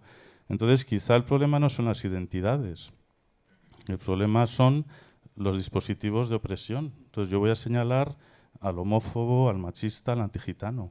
Y ahí es donde debemos centrarnos. El otro debate, si el ser mujer es tener vagina, no sé qué, yo creo que es irrelevante. Es más, un agresor machista no verifica si una persona tiene vagina o no. Lo lee como mujer y le agrede porque es machista. No porque ha verificado con un test de ADN y cromosómico que era una mujer. No. Y por eso las mujeres trans sufren la misma violencia o más. Pero quiero decir, es la lectura patriarcal y machista la que produce la agresión. Y no siempre son mujeres con vagina. Y no siempre son gays. Hay chicos afeminados que son heteros y reciben la violencia homófoba. Entonces, yo quería un poco, volviendo a vuestra pregunta del sujeto, que entonces no hay que perderse en si es la mujer la que es la legítima para el feminismo, sino los sistemas patriarcales. Eso es que, por supuesto, el feminismo lo ha desvelado siempre, pero bueno, yo volvería a eso, es decir, eran esos sistemas esos dispositivos de sexo-género de Rubin y de Beauvoir, todo lo que ha hecho el feminismo, lo que señalaba, no intentaba identificar una esencia femenina, identificaba los sistemas de opresión de las mujeres, pero era el sistema de opresión lo interesante. No si la mujer esa tenía un cromosoma no sé qué, eso daba igual. O sea, ahora, eso no niega que hay una violencia brutal hacia millones de mujeres, pero a mí me interesa el proceso de violencia, quién lo ejerce, quién tiene el poder, quién distribuye precisamente esos sexos, quién decide ese binarismo. Por eso quizá, volviendo a la pregunta del principio, no sé si eso es el sujeto o no, pero me interesa y creo que debemos que centrarnos en los dispositivos de opresión, y eso además permite estar en todas esas luchas, porque para mí es igual de importante la violencia racista que la homófoba, porque son dispositivos muy parecidos y que están muy articulados incluso desde un punto de vista marxista. O sea, el capital decide cómo administrar el cuerpo de las mujeres, decide violentar a los gays no reproductivos, decide la extracción del capitalismo en el colonialismo, la extracción originaria. Es decir, es más, decide la posición de clase, el sistema capitalista, no es el obrero. El obrero no tiene una esencia hasta que no está articulado en una relación laboral. Pues lo explica Marx perfectamente. Entonces, no hay una esencia obrera que sobrevive a la dialéctica capitalista. Si no hubiera capitalismo, pues no hay obreros ni hay explotadores. Se produce en esa relación de trabajo, de vender tu fuerza de trabajo. Esa es la explotación que hay que combatir, pero no hay obreros que se salven y sigan siendo obreros después del capitalismo. Por supuesto, eso no existiría. Con lo cual, en vez de centrarnos si uno tiene carné de obrero, me interesa el proceso de explotación capitalista. Bueno, y lo dejo ya. A mí, o sea, sí me gustaría, no sé si es complementaria, yo entiendo que sí, pero es distinta, digamos, responder brevemente. A ver, yo creo que hay un potencial en la sola palabra de sujeto, ¿no? Porque es una forma también de apropiación de la acción. O sea, entiendo, por ejemplo, pues que se movilicen las personas migrantes como un sujeto político en lugar de ser objeto de asistencia, de asistencia o de ayuda o de asociaciones que trabajan con inmigrantes. O sea, como que ahí sí que hay una relevancia, ¿no? El sujeto como somos los que hacemos la acción, ¿no? Somos los que tomamos el protagonismo de la acción hacia algo. Pero a mí, y retomando un poco la cuestión del artículo me interesa más, o sea, un sujeto está en relación con un predicado, ¿no? Con una acción. Es algo más que un ser, es un ser que hace algo, ¿no? Y que algo hace, ¿no? Porque ya no me acuerdo tanto de la gramática, hace mucho que la estudié, pero metamos el objeto, ¿no? en esa ecuación, o sea, que algo hace. Entonces, para mí, más que ser una mujer, ¿no? Y considerarte sujeto político del feminismo por ser una mujer, yo entiendo que lo que me hace sujeto político del feminismo es el objeto, qué es lo que quiero, para qué estoy luchando, qué es lo que estoy haciendo, ¿no? Y que justamente si pudiésemos concentrarnos más en ese objeto, llegaríamos más lejos, o por lo menos, sí, llegaríamos más lejos porque sabríamos un poco a lo que estamos yendo. No hablo de un objeto unívoco, no hay nada unívoco, pero sí que creo que el concentrarnos en el sujeto detrae energía y potencial para volcar nuestras energías políticas y nuestra imaginación en hacia dónde queremos caminar. Vale. Yo, Tú, vale. no, que yo que he estado completamente de acuerdo con esto, ¿no? De hecho, un artículo de San Fernández hace 1 año y medio, ¿no? Que fue el que desató todo el tema del sujeto, ya planteaba, ¿no? Que quizás teníamos que pasar de quiénes somos a qué es lo que queremos, y que desde esa pregunta de lo que queremos podíamos construir mucho más claramente un sujeto que obviamente no era un sujeto esencial, etcétera. De todas formas, yo pues quería, ¿no? Aprovechando la pregunta que os han hecho, quería profundizar y preguntaros, ¿no? ¿No creéis que también la virulencia que ha adquirido esto de las teorías queer y las teorías feministas tienen algo que ver con una cierta deriva identitarista que se está dando en estos momentos entre los movimientos sociales, no exclusivamente el feminismo, ¿no?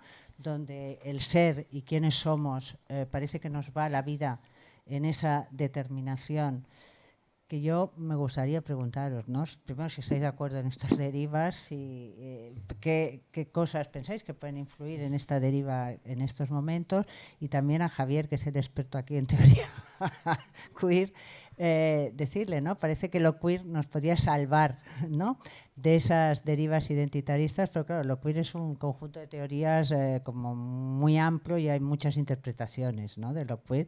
Y yo creo que las interpretaciones, ¿no?, que a mí más me interesan son precisamente las que hablan, ¿no?, de las identidades como construidas, como, ¿no?, contingentes, que por lo tanto no darle esa fuerza, ¿no?, a la identidad, viendo los problemas que tú planteabas, Sara, ¿no?, que yo estoy de acuerdo con ellos, que tiene una doble vertiente. La identidad es necesaria para algunas cosas, pero es muy problemática para otras, ¿no? Entonces, que hasta qué punto también, ¿no?, lo que ahora está en danza en ese debate son no tanto feminismos y teorías queer, sino un cierto esencialismo de ambas construcciones, ¿no?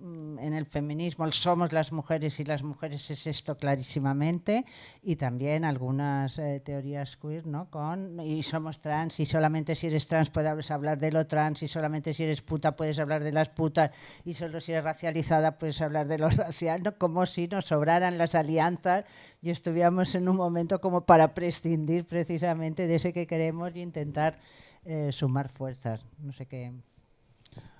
Bueno, yo no estoy muy seguro a qué se debe este revival queer, que de hecho yo creo que el tema queer estaba un poco ya pasado de moda. Quiero decir que yo había dejado el tema hace muchos años como un poco aburrido, y la propia Teresa de Lauretis reconoció un poco la apropiación comercial del tema ya en los años 90. O sea que yo tampoco soy un defensor ahí a tope de lo queer y para nada. Pero yo creo que no tiene mucho sentido, porque los movimientos queer lo que hicieron fue precisamente disolver o cuestionar esas identidades. Era un movimiento, por un lado, era muy identitario en el sentido estratégico, ¿no? Que decir, bueno, pues somos maricas, bolleras, hay que reafirmarse políticamente mientras haya violencia contra nosotras. Yo sigo diciendo también que soy una activista marica y creo que es necesario porque sigue habiendo homofobia. Ahora, no creía en una esencia marica o en una esencia gay así trascendental, ¿no? Y a la vez era un movimiento post-identitario, es decir, claramente fue el movimiento más crítico con esas identidades estables y eternas, con lo cual yo creo que es muy difícil acusar a los movimientos queer o a las activistas de identitarias. Al revés, lo que hicieron fue introducir, incluso desde la crisis del SIDA, pues toda esta necesidad de estar con las personas más vulnerables, las que sufrían esta violencia homófoba, racista. Quiero decir que creó un paradigma político mucho más allá de tu propia identidad de ese chico gay, blanco, que estabas ahí en Chueca todo el día. Fue una rebelión precisamente de gente que no se veía representada y de minorías racializadas, con lo cual yo no le veo mucho sentido. O sea, es más, es un movimiento muy político, muy solidario, a veces yo creo bastante marxista. O sea, en todas las lecturas que ha hecho incluso Butler, otra gente, en fin, entonces no lo sé. Yo simplemente es que no tengo ni idea, o sea, de dónde viene esto. Una idea que se me ocurre es, aunque han mezclado churras con merinas, yo creo que es que quizá ciertas personas del movimiento feminista más tradicional han visto que ahora hay un feminismo mucho más diverso, muy potente, muy joven, que está utilizando todos estos mecanismos críticos, y que igual es como decíais antes, que se mueve un poco su terreno, su poltrona, se ven un poco amenazadas, que yo creo que además son muy minoritarios, porque el movimiento feminista yo creo que ha sido muy transinclusivo, muy abierto, y ahora tiene una fuerza enorme. Entonces, quizá, pues eso, por una mala lectura de estas cosas, o no lectura, porque yo creo que directamente no han leído nada, pues les ha dado por mezclar las teorías queer como una amenaza ahí para el mundo, como los trans en medio como un caballo de Troya. O sea, no lo sé. Pero bueno, yo creo que puede ser en parte eso, el cierto miedo de algunas personas que tenían ciertos privilegios además, porque no es casualidad que ellas sí eran catedráticas, ellas sí eran políticas, ellas sí tenían una posición bastante de poder, y han lanzado esto, bueno, pues yo creo que en un momento que no tenía ningún sentido. Pero bueno, yo por eso, simplemente para mí, reivindicar eso, que los movimientos y la gente que lleva adelante los movimientos queer, que eran y son feministas, es gente muy política, muy crítica y para mí muy solidaria. Por contestar un poco, yo no tengo muy claro exactamente, si me tengo que poner analítica, cuáles son las razones sociológicas de fondo. O sea, para mí es algo tremendamente complicado que no puedo ni empezar a pensar de manera muy clara. Pero lo que dices, que es un apunte como superficial muy a grandes rasgos, pero me parece totalmente claro. O sea, esto es fundamentalmente una reacción identitaria contra esta diversidad, ¿no?, por decirlo así. Pero es que además, a mí lo que me interesa también es cómo se construye esa reacción identitaria, porque no es simplemente, bueno, se podría construir de diferentes formas, pero en cambio, bueno, profundiza básicamente en estrategias de la extrema derecha más clásica. El tema de las teorías de la conspiración, el tema de los bulos, el borrado de las mujeres es una teoría de la conspiración de primera línea, pero por todas partes. A eso dediqué un artículo en El Salto que era muy gracioso y tenía unos comentarios un poco así después, pero bueno. Y a mí lo que me preocupa es precisamente eso, porque se puede formar un movimiento identitario de muchas maneras, pero realmente hacerlo así es lo que me parece peligroso. O sea, esta reacción como del estilo de... Bueno, es que es al estilo nazi, o sea, como la de... ¿Cómo era? Diversidad es una palabra clave para decir genocidio blanco, que es una idea de los nazis. Y en realidad es lo mismo exactamente que están planteando en este sentido cuando hablan del borrado de las mujeres. La misma idea exactamente. Entonces, claro, por eso el tema del sujeto del feminismo es tan llamativo en este sentido. Porque implica interrogar de manera crítica qué significa todo esto que nos estamos tragando todo el rato, que hablan de la teoría queer y la teoría queer, y resulta que aquí nadie tiene ni idea de teoría queer.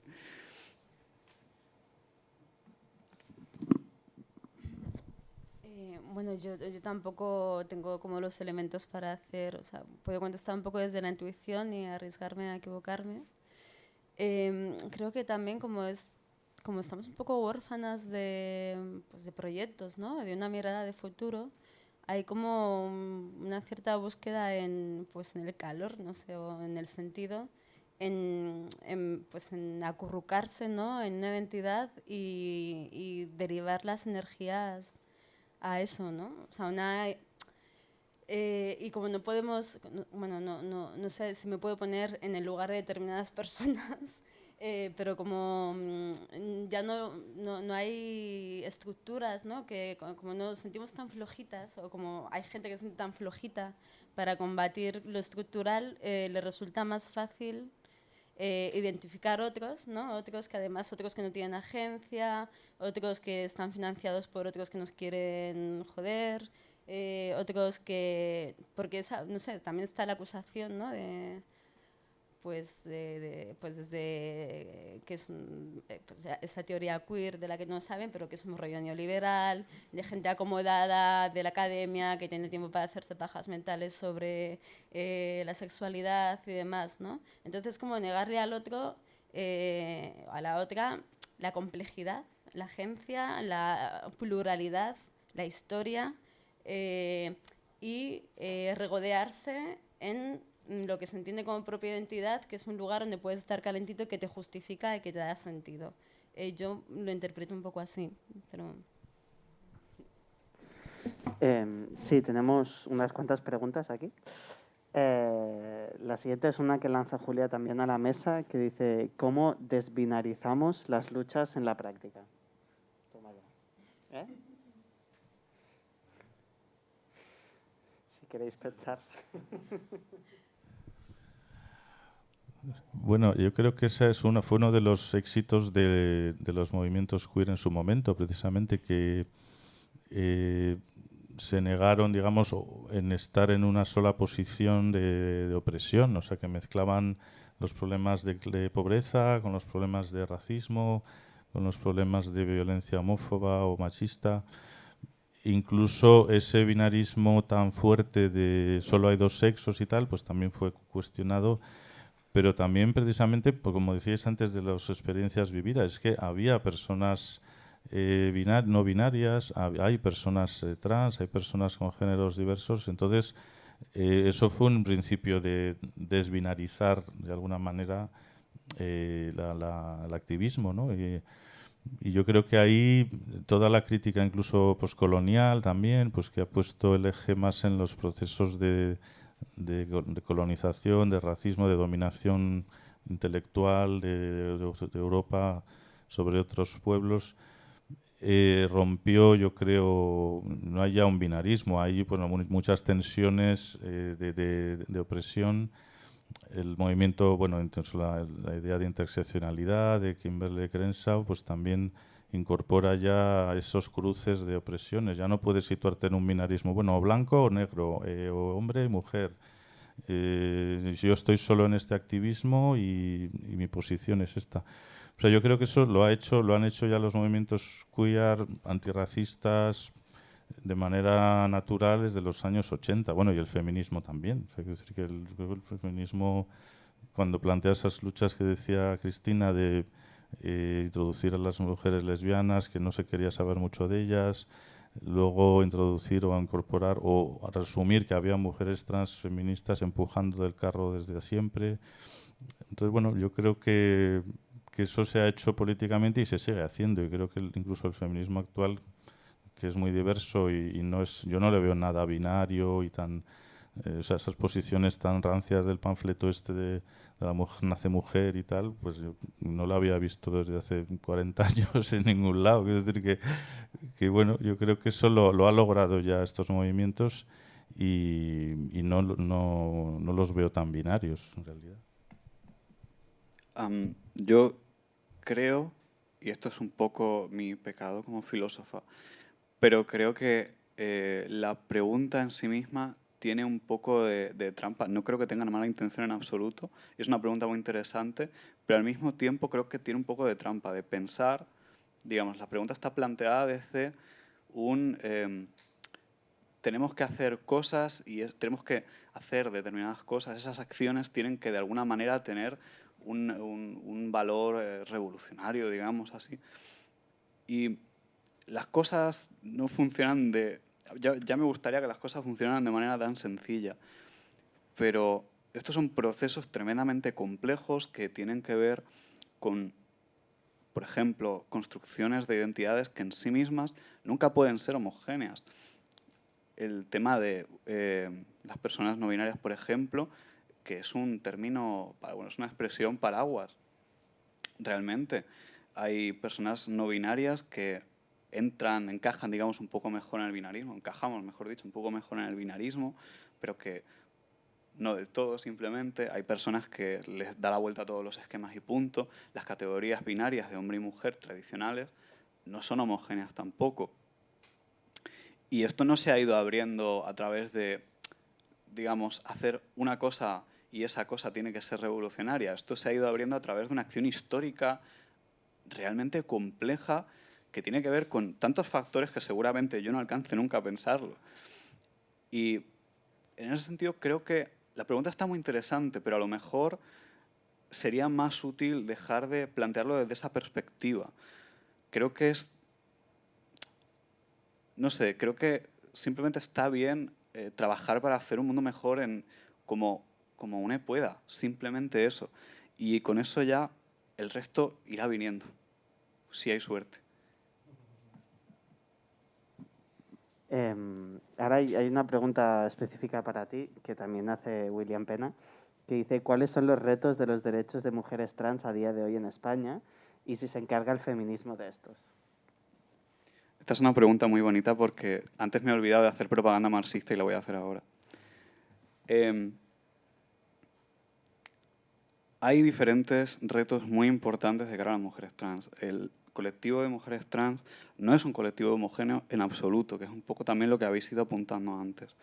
Entonces, un tema muy genérico, la autodeterminación de género, que es un derecho fundamental que está reconocido internacionalmente por los organismos de derecho, no por los estados, porque es algo que solo reconocen creo que 6 estados en toda la Unión Europea y nadie más en todo el mundo, me parece.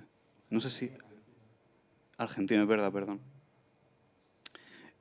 Y poco más, poquísimo más. Eso es un derecho fundamental que tiene que implantarse ya, porque la ley trans todavía se está viendo a ver qué pasa con eso, que lleva tres años que estuvo redactada un poco así, pero las medidas sociales que planteaba eran totalmente necesarias. Y esas medidas precisamente son otra parte de esos retos que son necesarios. Medidas de protección social fundamentales, el tema de la formación precisamente a profesionales, el tema de una educación sexual integral, que en realidad lo nombro como si fuera una cuestión trans, pero es que es una cuestión totalmente transversal, precisamente, hablamos de desbinarizar. Eso tiene un componente desbinarizador de fondo, o puede tenerlo, mejor dicho, nada funciona tan fácil, ¿no? Pero es una educación sexual integral que todavía, y a mí me gustaría que en España todos los colectivos feministas y LGTB, y no solo, pero sobre todo estos colectivos, nos pusiéramos ya a trabajar en esto, porque es una cosa realmente complicada, pero que hay estándares para hacerlo, hay pistas para ir haciéndolo, y no se trabaja. Luego, por supuesto, hay que hablar también de las personas trans migrantes, hay que hablar de las personas trans menores. Hay tantas cosas aquí. Hay que hablar precisamente de cómo se construye la identidad en la infancia y en la juventud y en cómo eso tiene que ser derecho. Tiene que ser un derecho a construir una identidad en los propios términos. Nunca es totalmente los propios términos, pero tiene que ser un autoconcepto construido de manera sana, precisamente de manera no otrerizada, que es donde está fundamentalmente la violencia aquí. Por supuesto, hay que hablar también de trabajo sexual. No me cae muy bien Miquel Misé, pero el otro día, precisamente, la otra semana lo comentó en una entrevista y me parece esa parte muy importante. El resto de la entrevista no me gustó nada y me pareció totalmente errónea. Pero esa parte de hablar precisamente de trabajo sexual, y hay que entender y tener un debate real sobre precisamente qué son esos supuestos derechos, porque no existen todavía, de las trabajadoras sexuales, cómo formar alternativas de trabajo.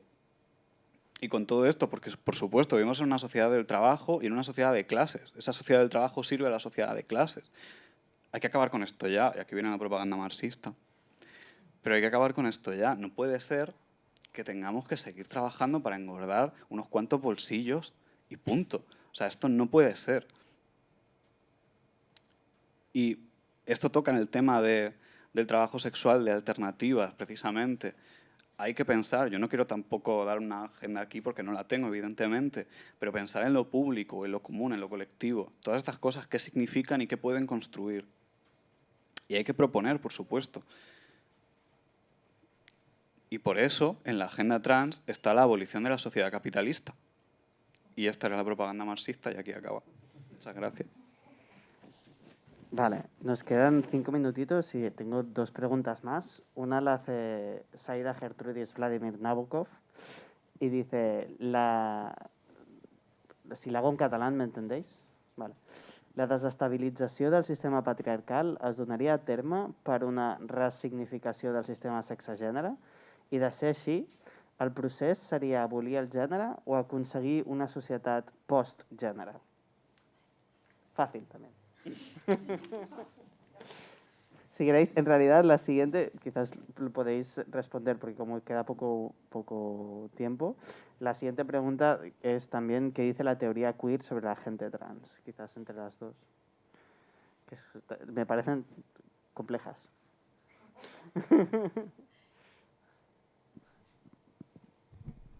Yo solo voy a contestar un poco por la tangente a la primera y luego me voy a callar definitivamente. O sea, para mí, si hay que abolir el género o ser posgénero, o sea, yo creo que tenemos que ser felices y acabar con todos los ejes de dominación a partir del género y a ver qué sale de ahí. Me voy a permitir contestar un poco a la primera, pero muy poquito porque tampoco y es una pregunta que da para tesis y todo esto. Pero voy a salirme un poco por la tangente. Patriarcado y sistema sexogénero son conceptos que se usan a veces de manera intercambiable, pero que, bueno, habría que mirar si eso es así. Pero para mí ese es un problema de la pregunta, que se usan de manera intercambiable. Entonces, por ejemplo, el Rubin habla sobre esto en el famoso artículo sobre el tráfico de las mujeres, si no recuerdo mal, y reflexiona un poco, no solo ella propone el concepto de sistema sexogénero, sino que habla de eso, conceptos que se usan de manera un poco intercambiable porque tienen una cierta utilidad política y tal, pero que para plantear rigurosamente de manera científica, en este caso, ella es antropóloga, era antropóloga, no sé si, pero en fin, pues eso, me salgo un poco por la tangente para comentar ese tema, por lo demás, como ha dicho Sara perfectamente, porque tampoco creo que tenga mucho más. ¿Cuál era la segunda pregunta?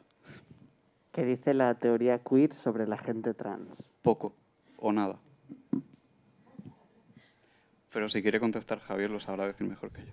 Bueno, aquí a mí estos papeles de expertos y expertas me dan mucho miedo, pero bueno, como sí que es verdad que habéis hablado de las experiencias, yo quería recordar precisamente que todos estos movimientos vienen de experiencias de luchas políticas, o sea, de gente que ha estado ahí sufriendo esa violencia transfóbica o racista, o sea, que las teorías queer, que no son teorías en sentido estricto, no es un corpus teórico que viene del cielo y de unas cátedras maravillosas, sino que viene de esas luchas políticas de cuerpos que sufren violencia, ¿no?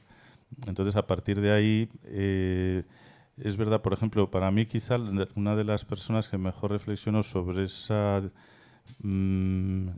uso político del sistema sexogénero fue Monique Wittig, en el sentido de la primera pregunta.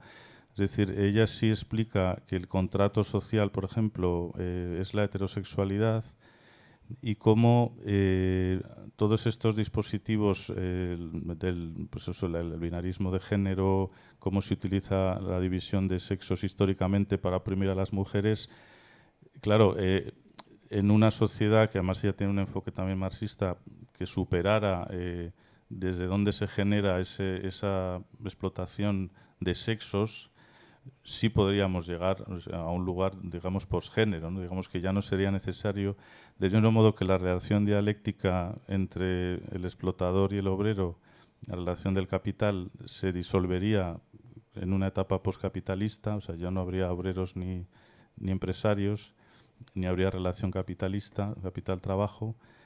Hipotéticamente, sí, Wittig ya plantea, lógicamente, que en una sociedad donde se hubieran superado esos sistemas de opresión, ya no sería pertinente el género. Quizá en ese sentido se referían a lo del borrado de las mujeres, en esta lectura muy precipitada del pensamiento heterosexual del libro de Wittig.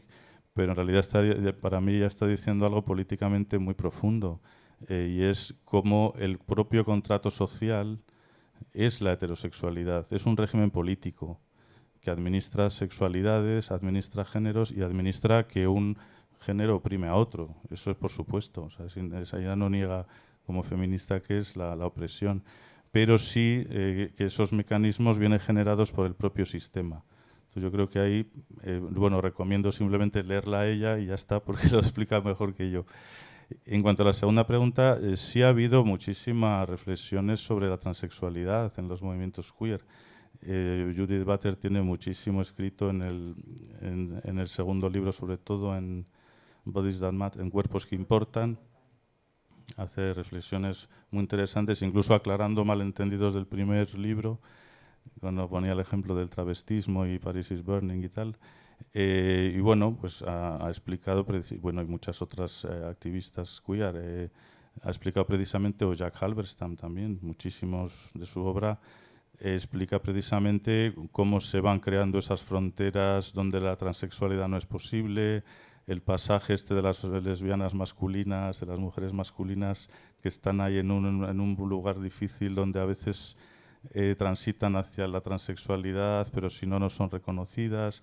Es decir, que ha habido muchísimas reflexiones sobre incluso las transexualidades como diversidades. Lo ha trabajado de forma maravillosa Jack Halberstam y más activistas, digamos, o teóricas. Pero cuando digo teóricos me da un poco de miedo, porque en realidad son personas que son activistas feministas. O sea, Teresa de Lauretis no vivía en un castillo en Milán o tal, era una activista feminista. Pater también, o aquí Fabila, o Carmen Romero, Lucas, gente que se ha peleado en la calle, que está pegando carteles, que ha hecho sentadas, que ha parado desahucios, o sea que es gente que está en la calle desde hace muchos años, Sejo Carrascosa, Paco Vidarte, es decir, que no es gente que vivía en un mundo teórico, que la crisis del SIDA también, pues toda esa gente que ha sufrido esa violencia, el activismo trans, el activismo feminista, o sea, que es que eso es el movimiento queer. O sea, la palabra teoría es una especie de ironía que dijo Teresa en el año 91 en un artículo un poco diciendo sería interesante tener una especie de teoría marico-boyera para hablar de estos temas, de estos sujetos excéntricos que planteaba ella en ese artículo fantástico. Es decir, que yo creo que simplemente hay que leer a estas autoras y hay que estar en la calle, por supuesto. Eso es lo que va a cambiar las cosas. Bueno, pues si no hay más preguntas, ¿no? Nos despedimos hasta dentro de 7 minutos, que empezará... Volvemos a las 7. A las 7 volvemos, vale. Pues a las 7 no, entonces es dentro de una hora. Me he despistado yo con el horario que empezará la otra mesa. Gracias a todas las personas por vuestra atención. Hasta luego.